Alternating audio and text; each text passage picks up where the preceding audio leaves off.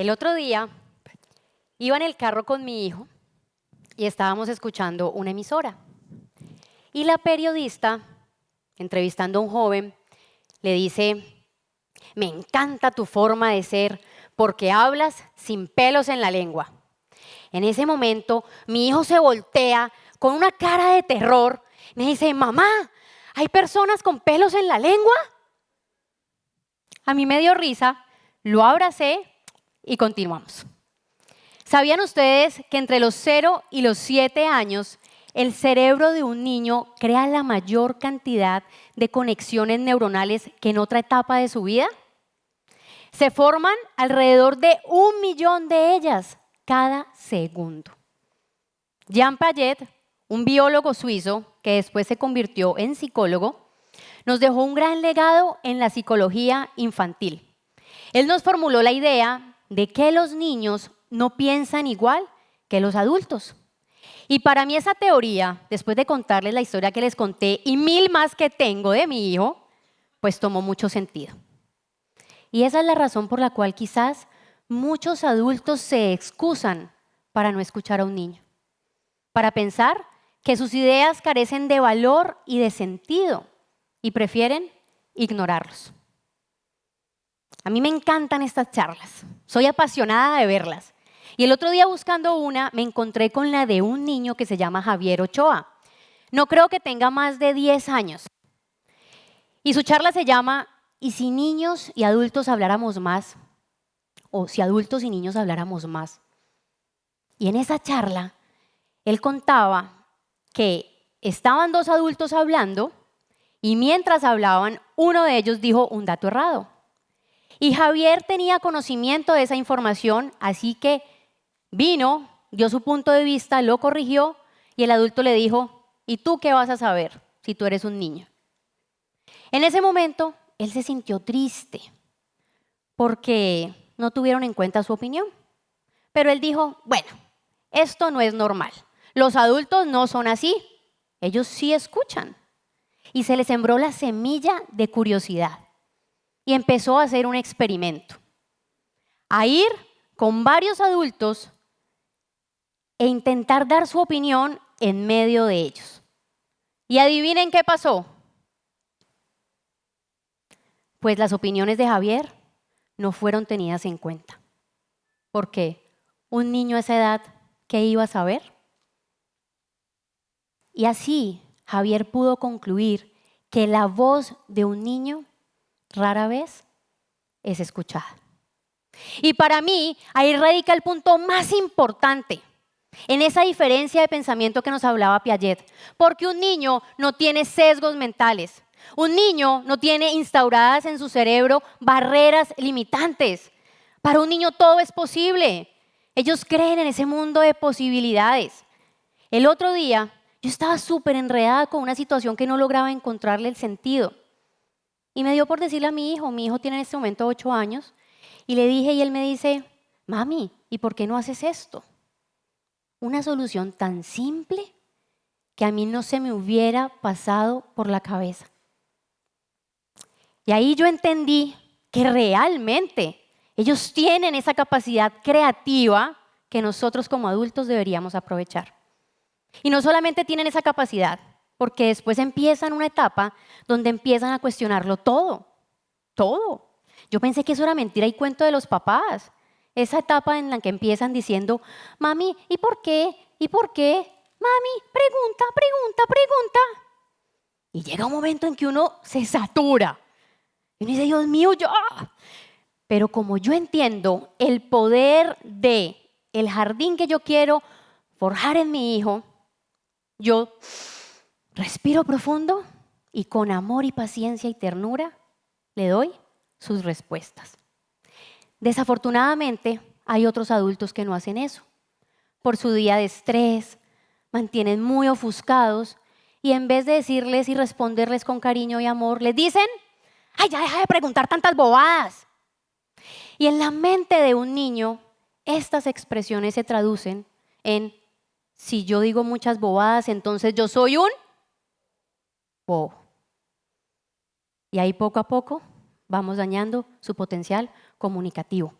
El entorno y las experiencias que viva un niño en su primera infancia son determinantes para los aprendizajes futuros.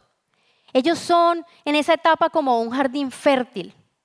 Cada palabra puede convertirse en una semilla que florece en confianza o puede marchitarse en inseguridad. ¿Quiénes de aquí recuerdan o se vieron la película La vida es bella? Para mí esa película tuvo un impacto muy fuerte. La vi cuando tenía más o menos 12 años. Y el tema principal era de un padre que quiere proteger a su hijo pequeño de que no viva los horrores del Holocausto, que no le queden en su mente esos recuerdos terribles de lo que pasaba en esos campos de concentración.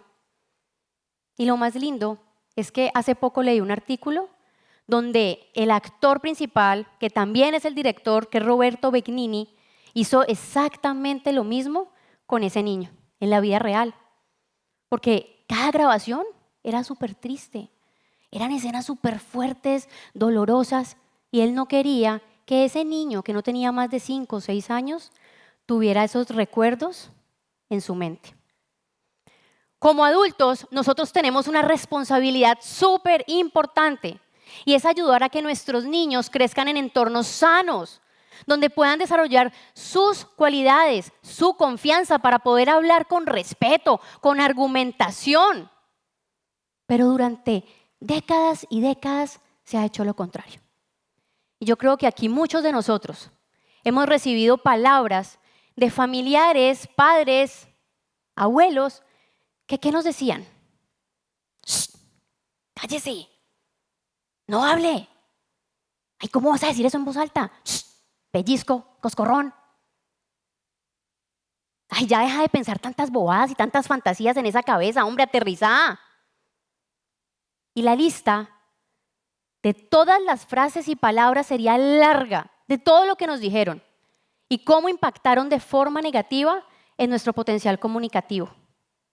Y por eso podemos ver hoy adultos que callan injusticias, mujeres y hombres que toleran el maltrato, jóvenes que temen exponer sus ideas y talentos ocultos, temerosos de ser descubiertos.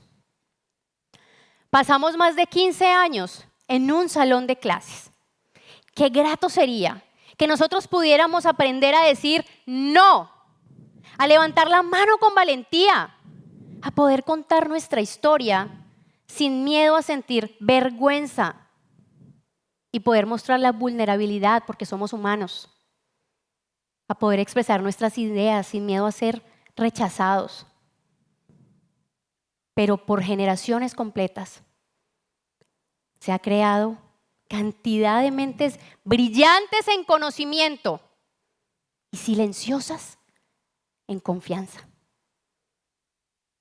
Cuando nosotros le enseñamos a hablar a un niño con claridad, con empatía, con respeto, ese niño no solamente va a tener buenas calificaciones, es un niño que va a convertirse en esa persona que va a defender sus derechos, esa mujer que va a decir yo merezco, y en ese joven que va a poder inspirar a miles, como el caso de Adam Appiah, un estadounidense de origen ganés que desde muy pequeño mostró esas habilidades por hablar en público, conectaba súper bien con la gente.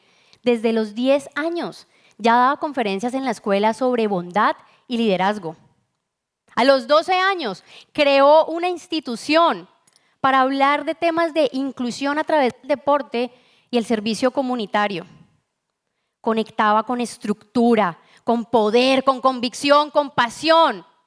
Conectaba a la gente. Por eso lo invitaban a dar conferencias en muchos lugares. Ganó premios, escribió libros, participó en concursos de oratoria. Lo premiaron muchas instituciones, recibió reconocimientos de parte de medios de comunicación. Él tiene una frase preciosa que dice: no tienes que ser adulto para hacer un cambio. Solo necesitas una voz que se atreva a hablar.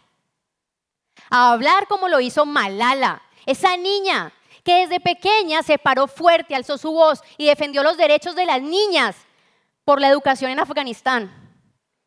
Eso le costó casi la vida. Le dieron un tiro en la cabeza a quemarropa y sobrevivió para defender con más fuerza sus ideales y se convirtió en esa persona más joven en recibir un premio Nobel a los 17 años. Yo quiero contarles que por mi actividad, más de 9 años trabajando con niños y adultos, he visto de frente cómo muchas veces los padres y los educadores entorpecemos el proceso de desarrollo de nuestros niños. Y el caso más cercano es el de un joven.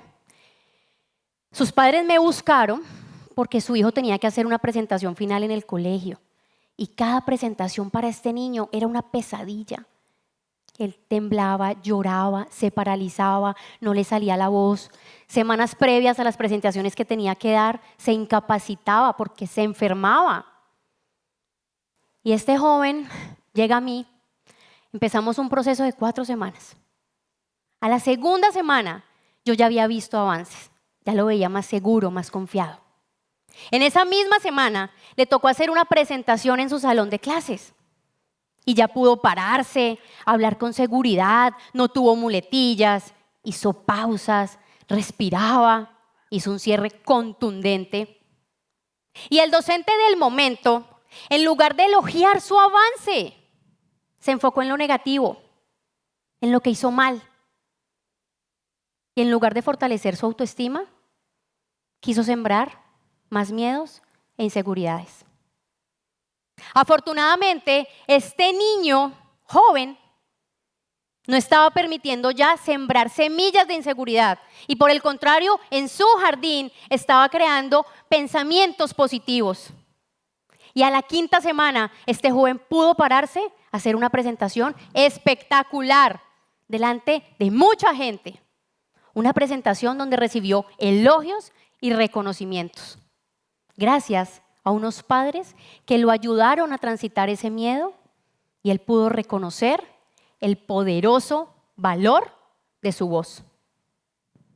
Todos nosotros podemos convertirnos en los arquitectos de la autoestima de un niño si nos hacemos conscientes del poder de sus opiniones y de esa autenticidad bella con la que ellos comunican. Nosotros podemos construir un mundo donde un niño no tema decir lo que siente, donde pueda decir, hey, yo puedo, lo logro, donde pueda defenderse del bullying, de los malos comentarios que los quieren destruir.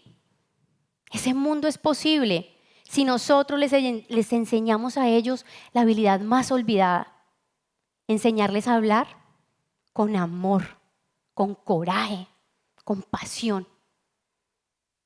La próxima vez que un niño hable, escúchalo con atención. Incentívalo con sus ideas creativas. Aliéntalo, oriéntalo, pero no le cortes las alas. Ellos vinieron a este mundo a recordarnos lo que de adultos hemos olvidado. La pureza de soñar sin miedo y la magia de creer sin límites. Construye su jardín todos los días. Riega esas semillas de curiosidad. Abrázalo cuando dude y confía cuando quiera volar. Y entonces un día verás frente a tus ojos el reflejo más hermoso frente a ti de lo que sembraste. Una luz, un alma libre, segura, luminosa, que llevará al mundo el eco de tu amor convertido en fruto. Este es el jardín de mi hijo Martín. Aquí hemos sembrado semillas de amor, de confianza, de seguridad, autoestima. Y hoy, delante de ustedes, voy a sembrar otras semillas.